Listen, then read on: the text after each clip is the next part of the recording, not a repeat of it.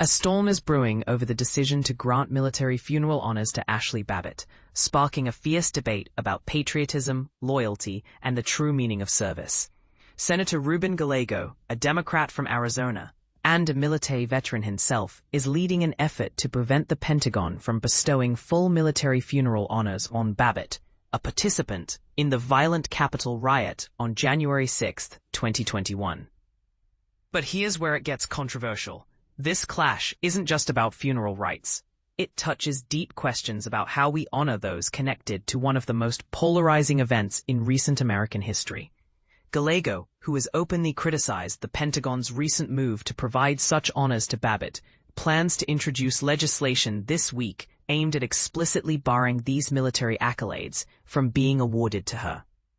Speaking with CBS News, Gallego conveyed that his bill is rooted in a profound sense of patriotism, shaped by his personal experiences as someone who served in the military and who has laid many Marines to rest with full honors. He expressed deep frustration that an individual who actively tried to overthrow the government, exhibited violent behavior, and knowingly entered a restricted area during a critical moment for the nation's democratic process would be considered worthy of such a tribute. To him, the idea that these honors might be quietly granted without public opposition is unacceptable.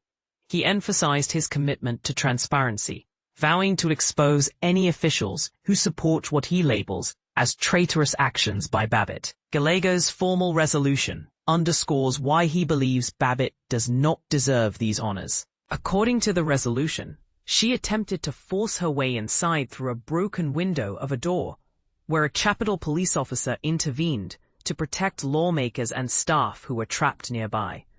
The resolution cites U.S. Code Section 985 of Title 10, stating that her conduct on January 6 disqualifies her from military funeral honors and that providing such recognition would damage the honor of the Air Force.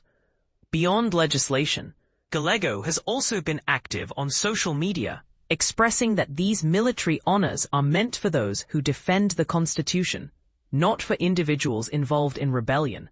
His strong stance has sparked debate among politicians and the public alike about what constitutes true service and sacrifice.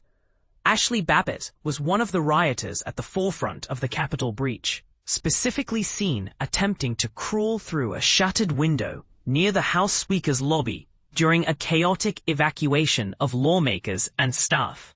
She was fatally shot by a Capitol police officer during this event. Subsequent federal investigations cleared the officer of any wrongdoing, concluding that charges were not warranted. Initially, the Pentagon denied the Babbitt family's request for military funeral honors. A letter from the Defense Department explained that because Babbitt was fatally shot after illegally entering the Capitol, honoring her in this way would bring discredit upon the Air Force. This letter surfaced publicly through Judicial Watch, a conservative legal watchdog group based in Washington, D.C., which advocated for the Pentagon to eventually provide Babbitt with military honors. In making their case, Judicial Watch referenced the clemency granted by former President Trump to over 1,500 individuals connected to the January 6 events. The group argued that the refusal to grant Babbitt military funeral honors represented a grave national injustice that presidential clemency sought to address, and that honoring her now would support a broader process of national reconciliation. In August, an Air Force undersecretary posted online about the Pentagon's decision to confer these honors, signaling a shift in the official stance. Judicial Watch highlighted Babbitt's military service, noting she enlisted in the U.S. Air Force right after high school, completed basic training at Lackland Air Force Base, and served honorably from 2004 to 2009 before continuing in the Air National Guard. She attained the rank of senior airman and received an honorable discharge. While the group has pushed for recognition, they have not publicly commented on why the timing for granting these honors was chosen. Meanwhile, Babbitt's mother has been a vocal critic of many January 6 prosecutions and has sought renewed investigations into her daughter's death. In 2023, she met with then House Speaker Kevin McCarthy to discuss these concerns. This issue digs into difficult questions. Should military honors be extended to someone involved in an insurrection against the government? Does honorable service in the past entitle a person to respect following such actions? Is this an effort to reconcile a deeply divided nation, or does it risk glorifying unlawful behavior? What do you think?